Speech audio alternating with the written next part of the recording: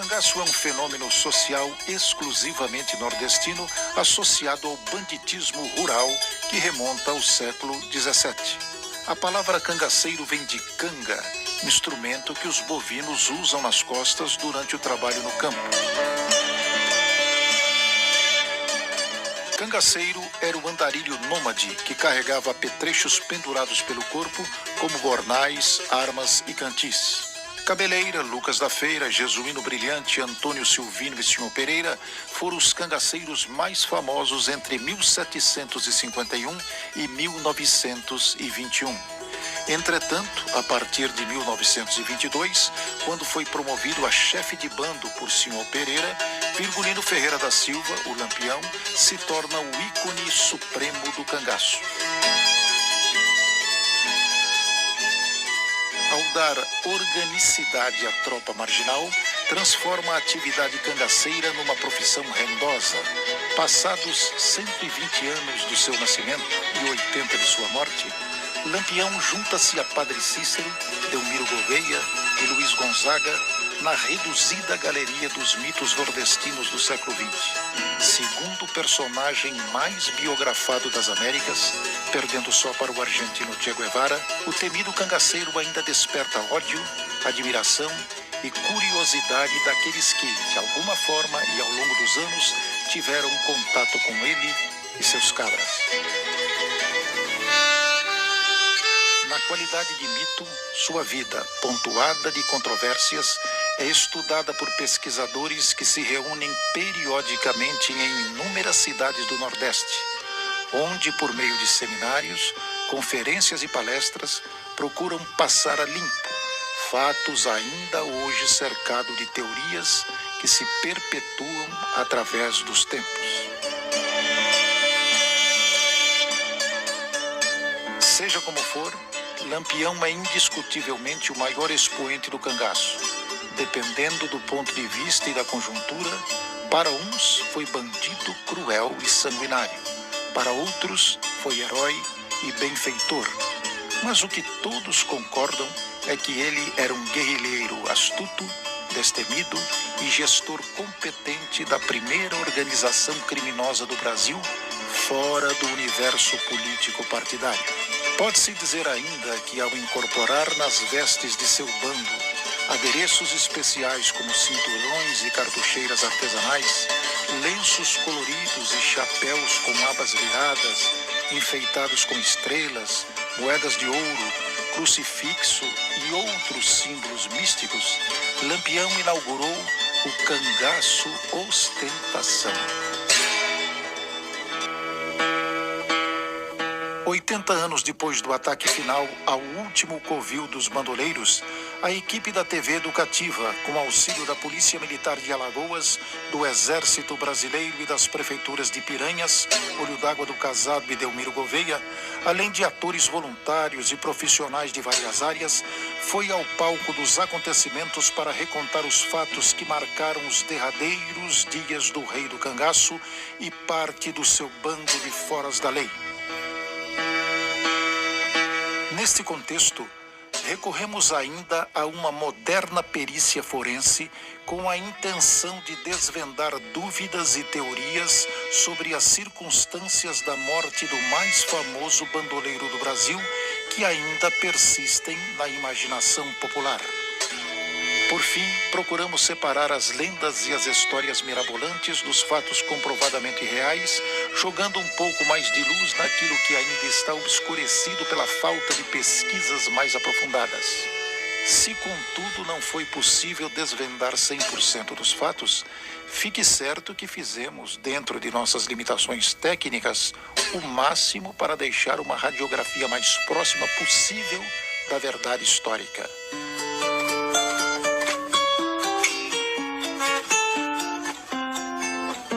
Saindo de Maceió, nossa expedição seguiu para o sertão, se instalando no magnífico Cânion do São Francisco, município de Olho d'Água do Casado, onde montamos nossa base operacional.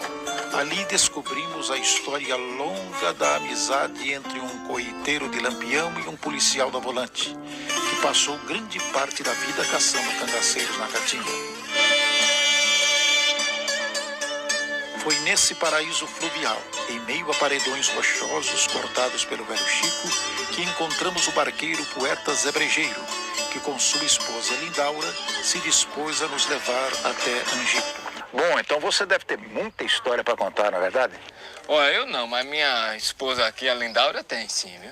Eu sei que ele nasceu em 4 de junho de 1898, no sítio Passagem das Pedras, em Vila Bela, que hoje Serra Talhada, sertão de Pernambuco. Fala um pouquinho da família do Lampião, então. Eu sei que o nome dele era Virgulino Ferreira da Silva e ele era filho de seu José Ferreira dos Santos e de Dona Maria Lopes. Eu sei também que ele tinha 8 irmãos. 3 deles foram para o cangaço: Antônio, Livino e Ezequiel. E João ficou em casa cuidando das meninas. Antes, porém, de partirmos para Piranhas, precisamos acrescentar alguns fatos importantes da vida de Lampião aos já contados por Lindaura. Em agosto de 1928, Lampião, o mais famoso bandido brasileiro, monta seu quartel-general itinerante às margens do Rio São Francisco, entre as divisas dos estados da Bahia, Pernambuco, Alagoas e Sergipe, dividindo a sua tropa em subgrupos, o que dificulta a perseguição policial. Prossegue suas atividades criminosas, iniciadas 10 anos antes em sua terra natal, Serra Talhada, sertão de Pernambuco. Foi mais uma década de horror para os sertanejos, que tiveram que conviver com os assassinatos, assaltos, sequestros, castrações, mutilações, invasão de vilarejos, cidades, fazendas e casas comerciais, além de incêndios em plantações e matança de gado e caprinos. Em 1930, Lampião se junta à baiana Maria Gomes de Oliveira, que passaria a história como Maria Bonita, abrindo o cangaço à participação das mulheres. Edificou na região uma eficiente rede de coiteiros que monitorava a movimentação da polícia. Além disso, contava com a proteção de poderosos coronéis sertanejos que lhe forneciam munição, remédio, roupas, calçado e dinheiro. Essa malha protetora, aliada à sua reconhecida competência como combatente, foi fundamental para que o rei dos cangaceiros conseguisse sobreviver por 20 anos à tenaz perseguição das forças policiais de 7 estados nordestinos.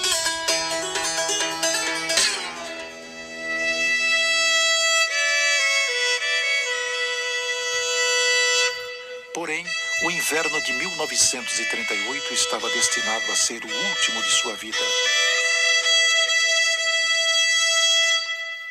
Em 10 de novembro de 1937, o presidente Getúlio Vargas dá um golpe de Estado, vira ditador e implanta o Estado Novo. Quando as competições políticas ameaçam degenerar em guerra civil, é sinal de que o regime inconstitucional perdeu o seu valor prático, subsistindo apenas como abstração.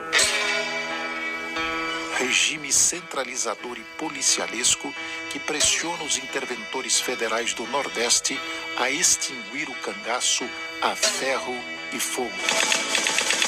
Em julho de 1938, Lampião, com 40 anos de idade, um olho cego e manco por um tiro que praticamente lhe destruiu o calcanhar, estava sendo pressionado por Maria Bonita a deixar o cangaço, já que a perseguição policial não dava tréguas. No dia 18 de julho, o chefe supremo, por intermédio de coiteiros, manda avisar os chefes de subgrupos que queria uma reunião geral na Grota do Angico, esconderijo em que estivera outras vezes e onde deveria discutir novos planos de ação, ou, segundo alguns, comunicar que abandonaria a vida criminosa. Os subgrupos comandados por Curisco, Labareda, Zé Sereno e Canário deveriam se encontrar com o grande chefe entre 22 e 28 de julho. No dia 18, os grupos espalhados pela região iniciam a marcha pela Caatinga rumo à Grota. Lampião, Maria Bonita e sua guarda pessoal, composta por 8 homens de confiança, chega à Grota do Angico e se reúne ao subgrupo de Zé Sereno. Ô, capitão, O senhor não acha que essa grota é meio esquisita pra gente se reunir? Capitão, ela só tem uma saída. E Corisco disse que ela parece uma cova de defunto. Cabra, tu se esqueceu que eu tenho coiteiro em Piranhas, Porto da Folha toda ao redor. Eles são meus olhos por tudo que é dessa banda. E já me falaram que o Tenente Bezerra está à nossa procura na Fabanda de Inhapi. Só deve ter uns 2 macacos na cidade. Tu esqueceu também que o capitão era Unido de Carvalho, governador do Sergipe, é meu amigo. Se o senhor está dizendo, capitão. Se assossegue, homem. Depois da reunião a gente vai embora. Curiça e Labareda estão atrasados, mas estão chegando. Como o senhor quiser. Eita. Maria. Maria. O que foi, mãe? Quer aquela luz acolá. Quer aquela luz acolá que acende e apaga. Será volante? Ué, deixa de avexame, oxi. Deve ser vagalume. Não se acostumou ainda. Então, deve de ser mesmo. Oi. Você me dá licença? Que eu vou dormir, é tarde. E Zé já preparou a toda. Não gosto de dormir sem mim, não. Vai com Jesus. Fique com Deus, Maria. Amém.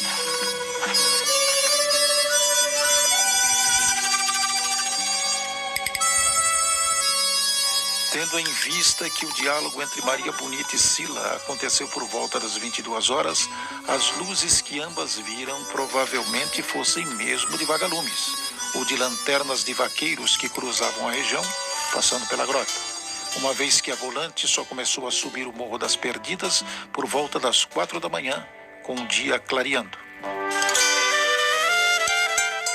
Há ainda hoje uma mítica, digamos assim, muito grande em torno do que seria discutido na Grota do Angico. Reza a lenda que Lampião, por exemplo, teria mandado um bilhete escrito para Corisco dizendo que precisava se encontrar com ele, Corisco, para traçar um plano de vingança contra Zé Rufino, porque, segundo o bilhete, aspas, ele estaria passando de pato a ganso. Ora, qualquer pessoa que estude o cangaço um pouco mais aprofundado veria que Lampião jamais escreveria um bilhete dessa natureza. Se o coiteiro que levasse essa missiva, esse bilhete, fosse pego pela polícia, certamente a polícia descobriria onde era o coito. Tá certo? Isso é uma questão óbvia. Então, essa coisa de que o encontro de Angico ia se dar por esse motivo, me parece mais folclore, advindo da tradição oral.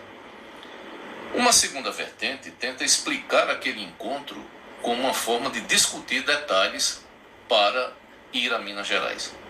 É possível? É, mas parece um pouco difícil. Não há uma prova concreta nesse sentido.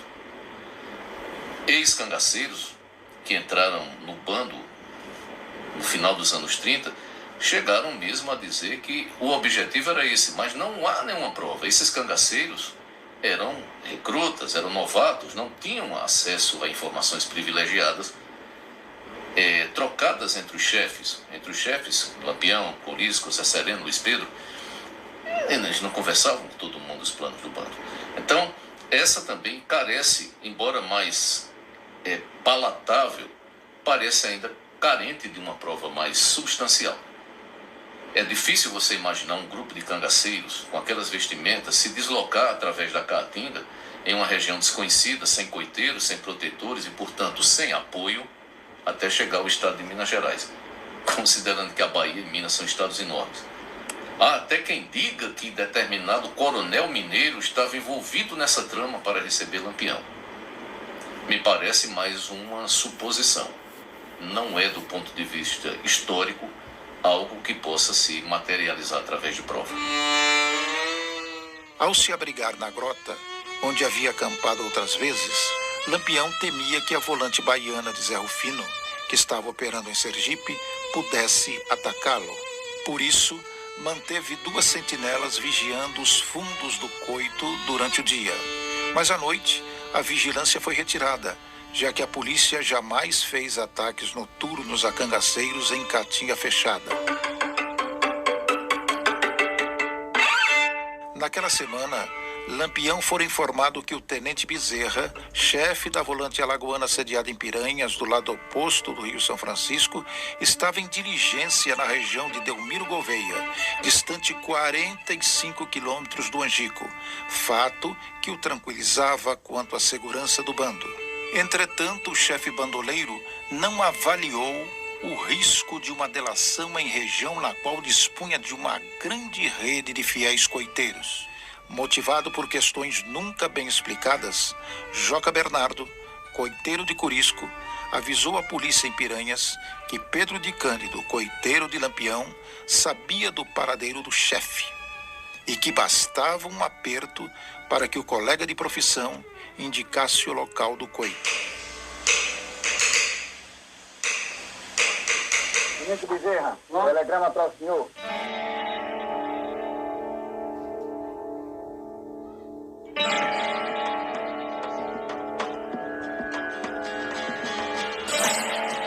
Avisado por telegrama de que Lampião estava ranchado na área, Bezerra reúne a volante e parte para Piranhas. A tropa, formada por 50 homens, embarca em 3 canoas e vai até Entremontes e captura Pedro Rodrigues Rosa, conhecido como Pedro de Cândido. Em seguida, a patrulha atravessa o rio até o Porto da Forquilha, ponto de entrada da fazenda Angico, onde prende também Durval, irmão de Pedro. Nas entrevistas que concedeu ao longo dos anos, o aspirante Francisco Ferreira de Melo, subcomandante da volante, informou que torturou o coiteiro para que ele lhe apontasse o local exato onde o bando de Lampião estava escondido. O aspirante teria perfurado Pedro com estocadas de punhal na altura das costelas. Durval confirmou a versão de Ferreira em depoimento gravado. O Pedro chamou na porta. Durval. Aí eu me levantei, que eu abri a porta. Disse, olha, o que você souber, diga. Que eu já estou aqui todo furado. E nós não podemos mais negar nada, porque senão eles me matam.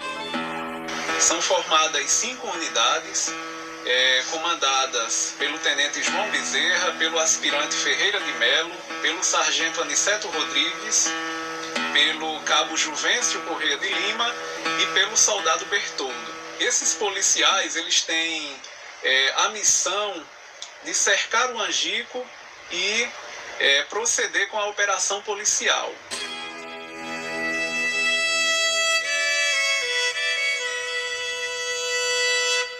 Olhando a partir do Rio São Francisco,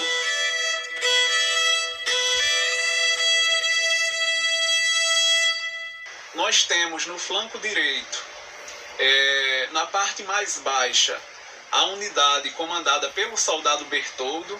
Na porção intermediária, nós vamos encontrar a volante do tenente Bezerra e mais acima, ainda na parte mais alta do flanco direito, estava o sargento Aniceto Rodrigues. No flanco esquerdo, nós deveríamos encontrar o cabo Juvencio com seus homens. O Juvencio, ele deveria chegar ao flanco esquerdo rodeando a margem direita, ultrapassando o Bertoldo, o Bezerra e o sargento Aniceto, dando a volta e formando um semicírculo.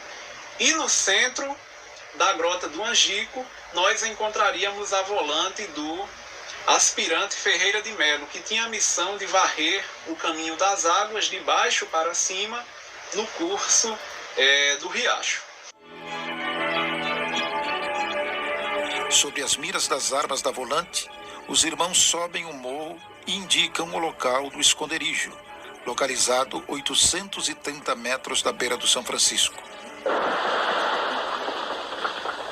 Armada com 4 submetralhadoras, fuzis, pistolas, revólveres, punhais e facões, a força policial abre fogo contra os cangaceiros, que apesar de não possuírem armas automáticas, tentam uma desesperada resistência. Os cangaceiros estavam armados com fuzis, pistolas, parabelos, revólveres, rifles, punhais e facões. Não há a menor dúvida de que as submetralhadoras fizeram a diferença em favor da polícia. Se acabou o rei do cangaço com sua bela Maria, tinha que ser traição, do outro jeito não seria.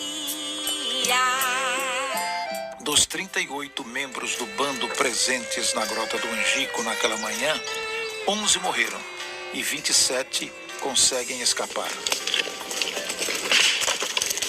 O soldado Adrião Pedro de Souza foi o único policial a perder a vida no combate, enquanto o tenente Bezerra e o soldado Guilherme Silva ficam levemente feridos.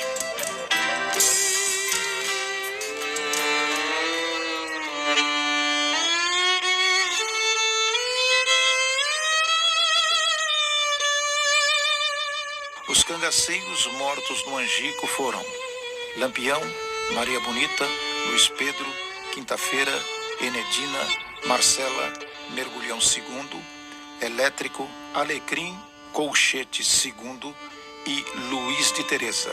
Entre os 27 fugitivos estão Candinheiro, Balão, Amoroso e Santa Cruz, baleados enquanto corriam em meio à Caatinga.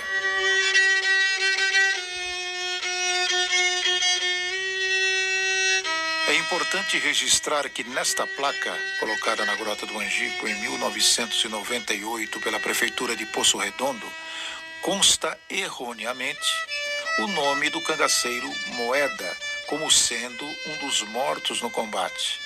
Porém, ele sobreviveu. O nome que deixou de ser registrado foi do cangaceiro Luiz de Teresa, que só foi definitivamente identificado em 2012.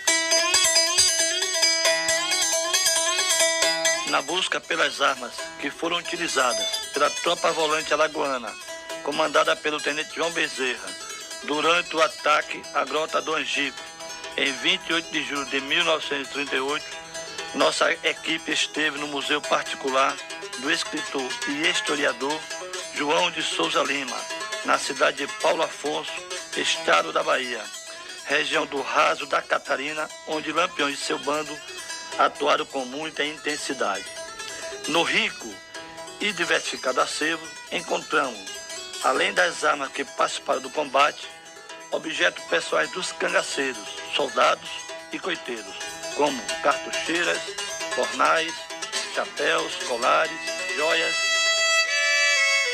e documentos escritos pelos protagonistas do período do cangaço.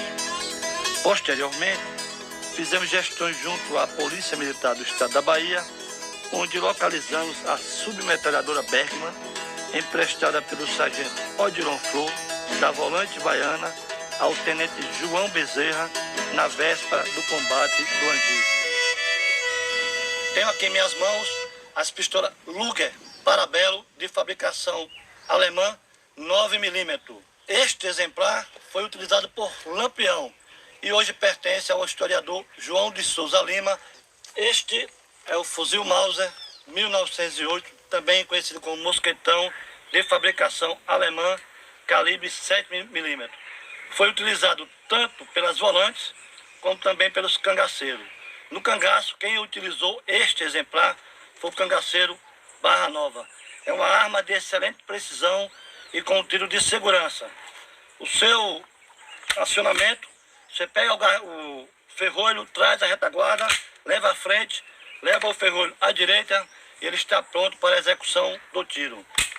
Estes são exemplares das pistolas metralhadoras C96 Mauser, de fabricação alemã. Ela, originalmente, tem um calibre 7,63mm, depois transformada para 9mm. É também conhecida como cabo de vassoura, pelo seu cabo se assemelhar a um cabo de vassoura. É uma excelente arma, executa o tiro de precisão e com bastante segurança.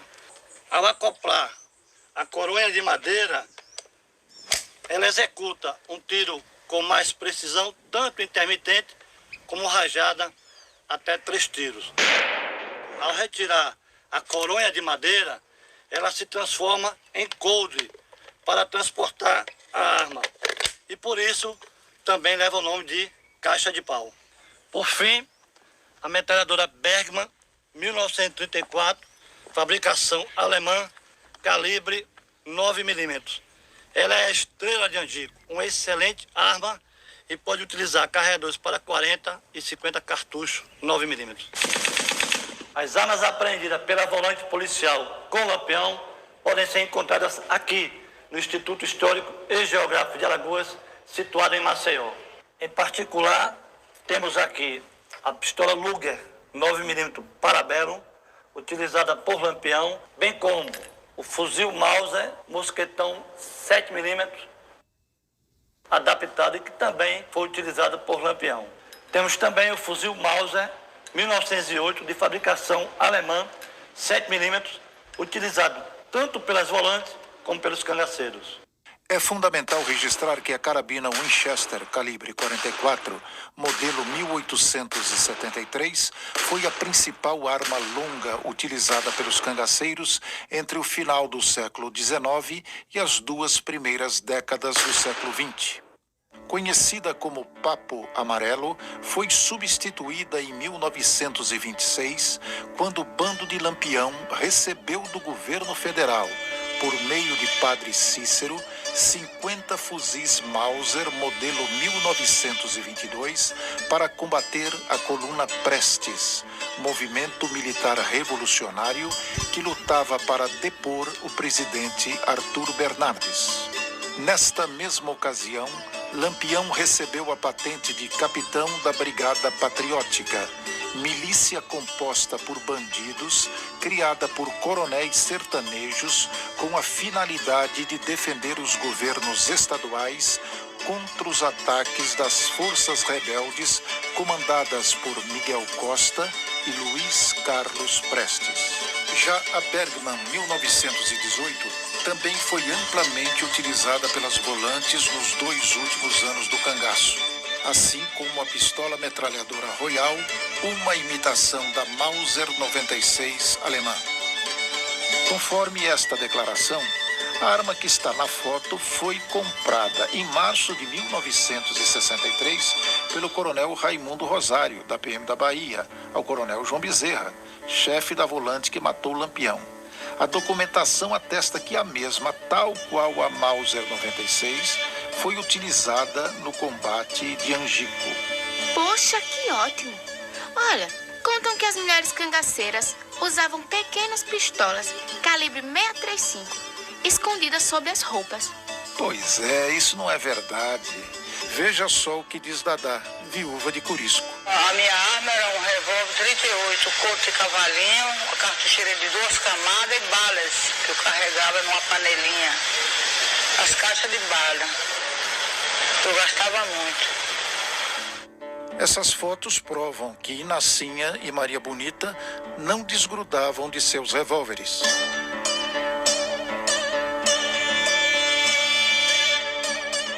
E tem mais. As mulheres também usavam pistolas Browning FN calibre 7,65 que estavam longe de ser apenas uma simples pistolinha. Era uma arma portátil, mas de porte considerável. Mas afinal, as cangaceiras também combatiam? Não, isso não é verdade. Quando havia confronto, as mulheres eram sempre mantidas na retaguarda, protegidas por 3 ou 4 cangaceiros. Das 41 mulheres que entraram no cangaço, somente Dadá, companheira de Curisco, combateu efetivamente, já que seu marido, com os 2 braços paralisados por ferimentos recebidos num tiroteio em Sergipe em 1939, ficou sem condições sequer de segurar armas. Passadas 8 décadas da chegada do acervo cangaceiro ao Instituto Histórico, nossa produção convidou o perito criminal Vitor Portela para examinar o punhal e as cartucheiras usadas por Lampião na manhã fatal do ataque ao covil do grupo bandoleiro. Na mesma ocasião, também foram periciados os bornais. A intenção é esclarecer, à luz da ciência forense, dúvidas sobre os tiros que liquidaram o rei do cangaço e sua rainha, já que até hoje versões contraditórias persistem sobre a forma em que ambos morreram. Declarações dadas ao longo dos anos pelos policiais volantes que participaram do combate apontam o soldado Honoratinho, como autor do tiro fatal que abateu Lampião.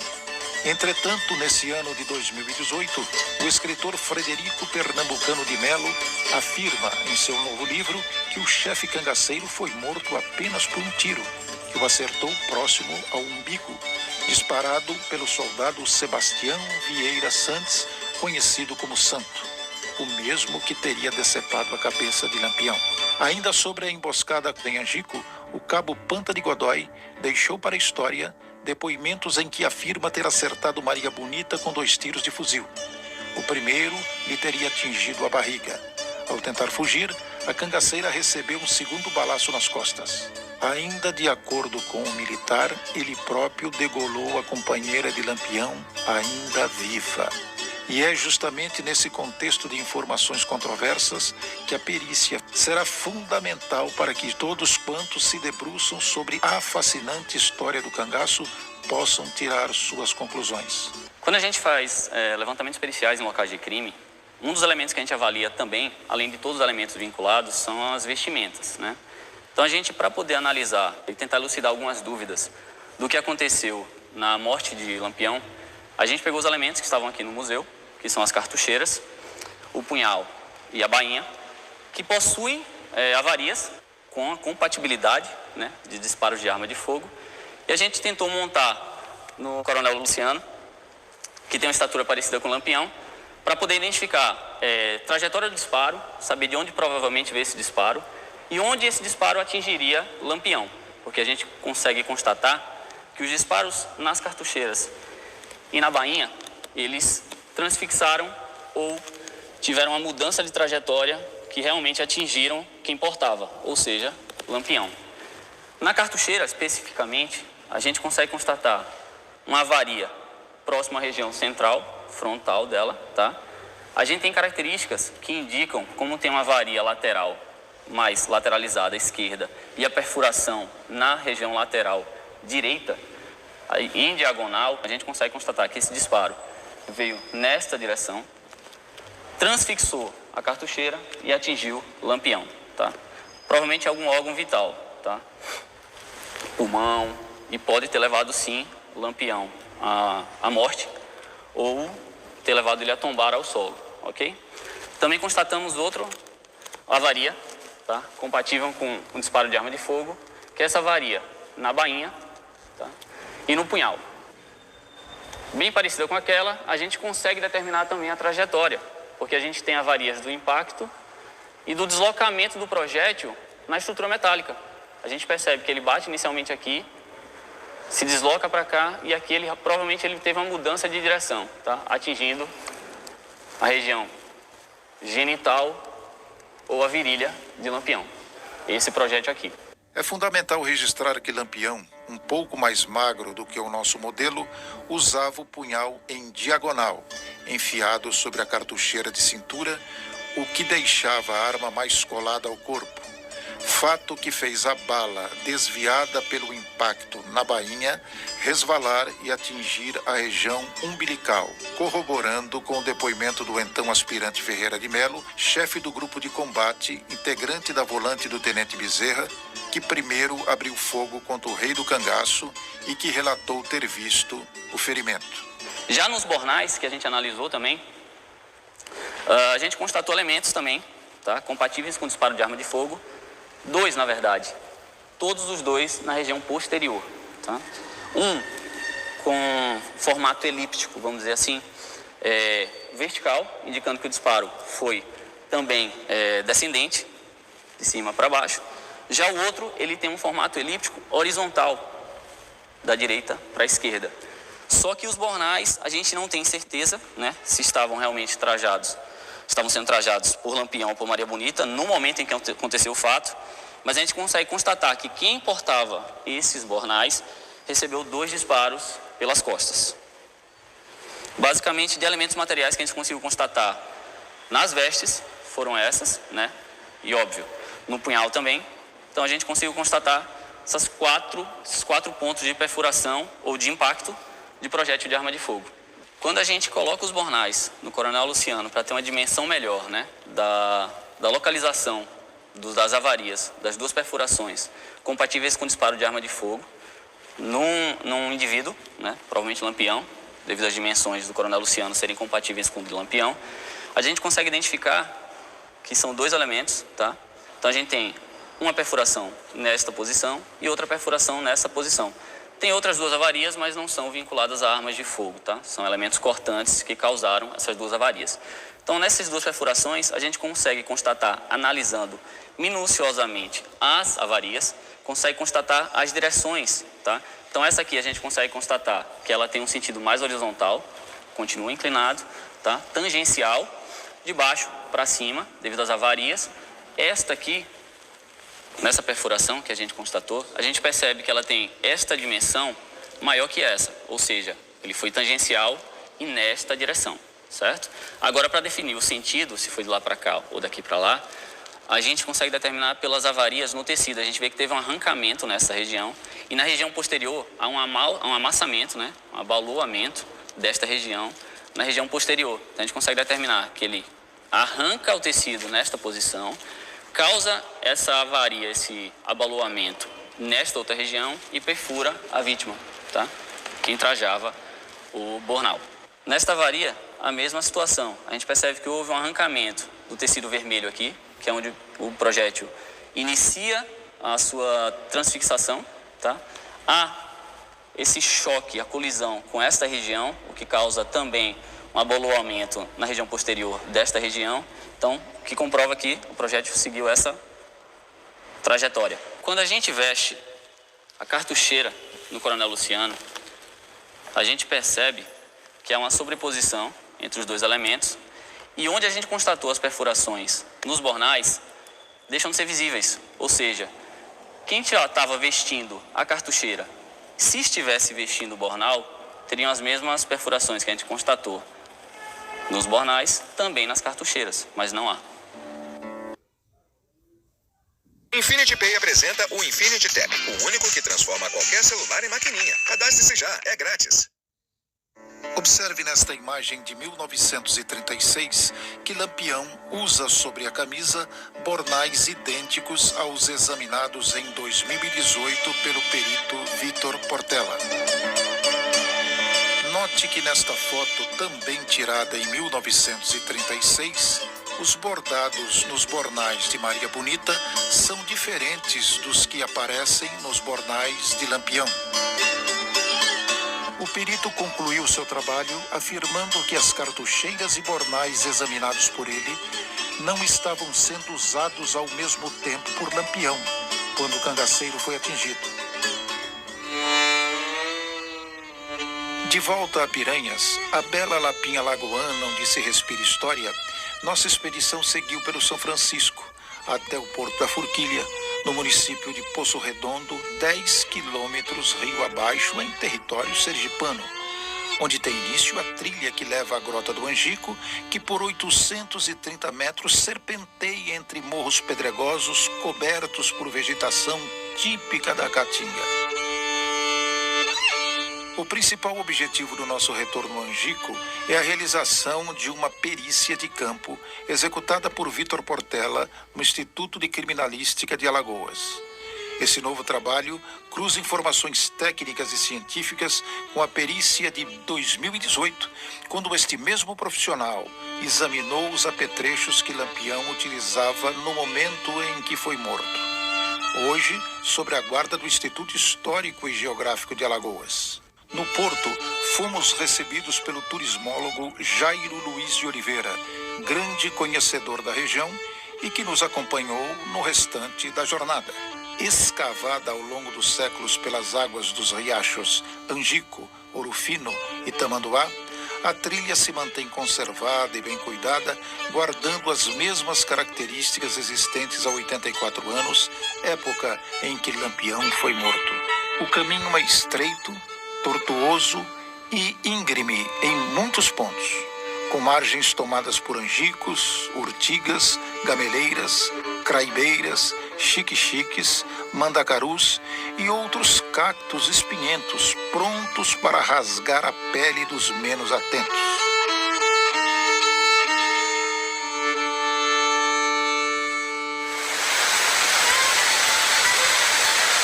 Durante chuvas ocasionais intensas, a vereda seca volta a ser um caudaloso riacho, desaguando no São Francisco.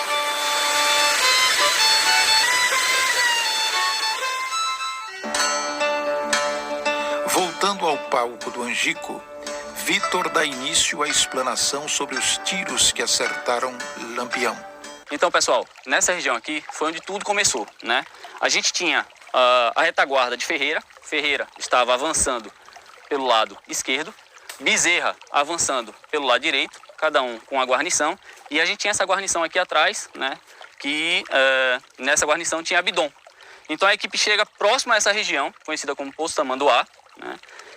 E aí, aproximadamente 5 metros desse poço, né? A equipe que está aqui atrás, juntamente com o Abidom, percebe a aproximação de Amoroso, que é um cangaceiro, e ele veio pegar água com seu cantil. Então, com essa proximidade de aproximadamente 5 metros, né, Abidom se assusta com essa proximidade. Apesar de existir uma ordem para que ninguém efetuasse um disparo, a não ser Bezerra, Abidom, assustado, efetua esse primeiro disparo. Esse disparo não atinge Amoroso, mas Amoroso corre, né, em direção à localização onde estava Lampião, que é onde teve o principal confronto, né, que é a cerca de 75 metros mais à frente, que é para onde a gente vai. E aí a gente vai começar a verificar lá os elementos materiais, né, e fazer esse vínculo com tudo que a gente encontrou lá no Instituto Histórico Geográfico, para determinar a posição do atirador, se realmente a volante que atingiu Lampião, ela estava na região inferior do leito ou na região superior direita ou esquerda, né, de Angicos. E aí vamos fazer todo esse estudo em loco. Então, pessoal, depois de 75 metros lá do Poço Tamanduá, a gente chega ao local aqui do confronto em que tombou Lampião, né? Pelos relatos históricos, Lampião estava próximo a essa região aqui, próximo às cruzes, né? E a gente percebe, quando a gente faz o vínculo, né, com os elementos que a gente constatou lá no Instituto Histórico Geográfico, a gente consegue posicionar Lampião nessa região e também a possível posição do atirador, que efetua disparos que atingem o bornal e possivelmente atinge também a cartucheira, que possivelmente estava trajada, né, por Lampião. Lembrando que a gente constatou lá no Instituto Histórico Geográfico é que quem portava a cartucheira não estaria portando os bornais, porque quando a gente fazia a sobreposição, os disparos se escondiam, né? Então o que a gente constata também é que aqui nessa região existia uma árvore, né, segundo os relatos também. Então quando o Lampião se alojava, isso é constatado através de alguns vídeos, né, ele sempre tirava todos os equipamentos, né, se despia dos equipamentos e posicionava esses equipamentos pendurados em alguma árvore, né, em algum galho. Então, possivelmente, os bornais estariam pendurados nessa região. A gente também tem essa possibilidade da cartucheira também estar posicionada. A gente não tem como afirmar 100%, né, que essa cartucheira estaria realmente sendo trajada por Lampião. Mas existe uma compatibilidade, sim, né, no momento em que Lampião está nessa região.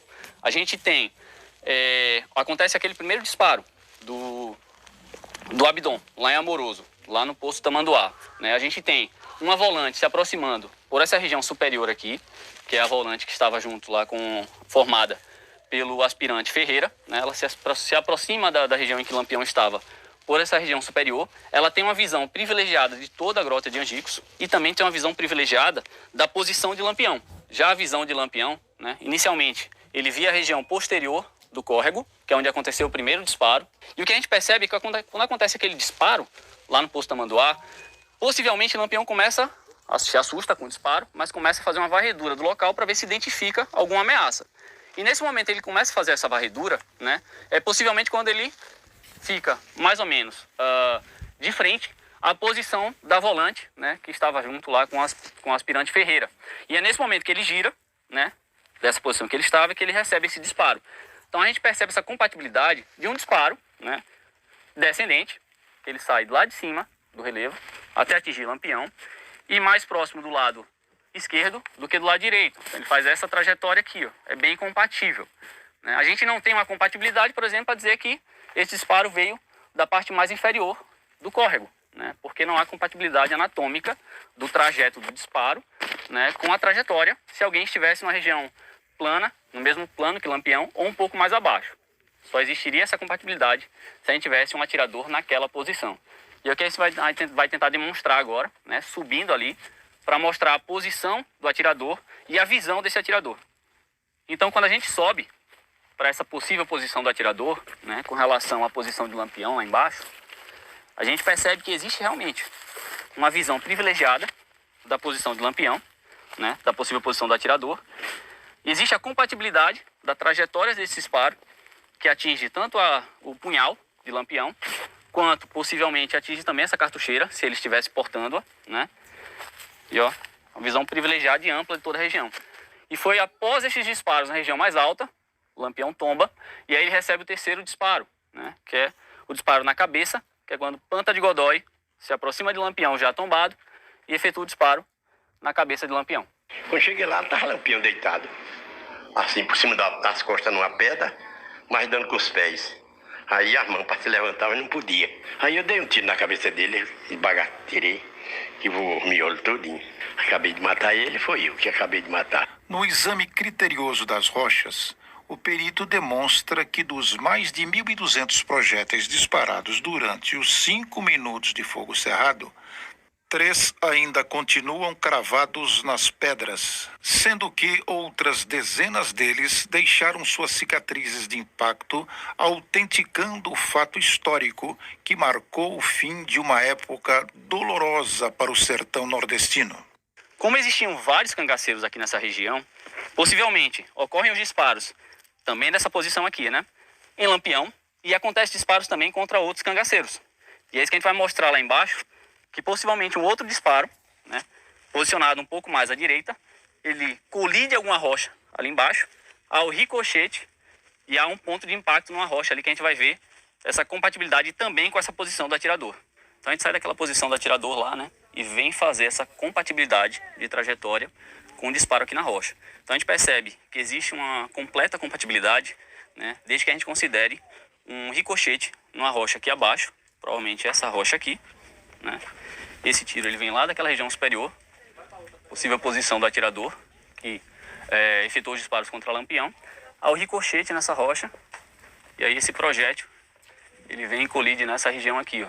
Então a gente tem uma região de escoriação mais bem definida na região inferior, né? Demonstrando que esse ponto de impacto foi decorrente de um projétil que veio da região inferior para a região superior, né? Ele está um pouco desgastado, porque todo mundo que chega aqui, né, mexe, bota a mão.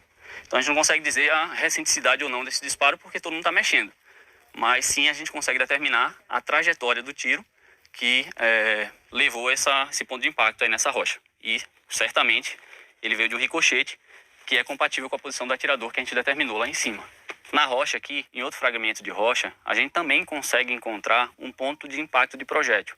Esse aqui, especificamente, né, fica mais claro, mais evidente que é um ponto realmente de impacto de projétil e um ponto antigo devido à impregnação, né, do metal que foi transposto para essa região do projétil após o impacto, né, reforçando que esse ponto de impacto que é compatível com a posição daquele lá, né, então esse aqui ele foi uma trajetória, né, direta, ele não teve um ricochete, é compatível com a posição do atirador que a gente constatou lá em cima, que efetuou o disparo em Lampião, né. E aquele outro, naquela rocha um pouco mais alta ali, ele é compatível também com essa região aqui, mas havendo o ricochete, né, inicial e depois o impacto naquela rocha lá em cima. Esse aqui mais evidente, que realmente é antigo, né, devido ao estado desse metal que está impregnado na rocha, né, bem desgastado. Então aqui na grota, a gente tinha a presença de uma equipe de volantes, né, na região direita, que era a equipe de Bezerra, tinha uma equipe do lado esquerdo, que era a equipe de Ferreira, uma equipe a retaguarda, que estava com o Abdon, né? Mas a gente não tinha um fechamento nessa região posterior, que foi utilizada como rota de fuga dos cangaceiros. E justamente por isso, né, que só morreram 11. E um ponto importante que a gente percebe também aqui nessa região é que aconteceu um processo erosivo, né, devido à passagem de água. Porque antigamente a gente tinha uma região aqui mais arenosa, né, facilitava essa fuga. Por isso que tantos cangaceiros conseguiram se evadir do local durante o confronto.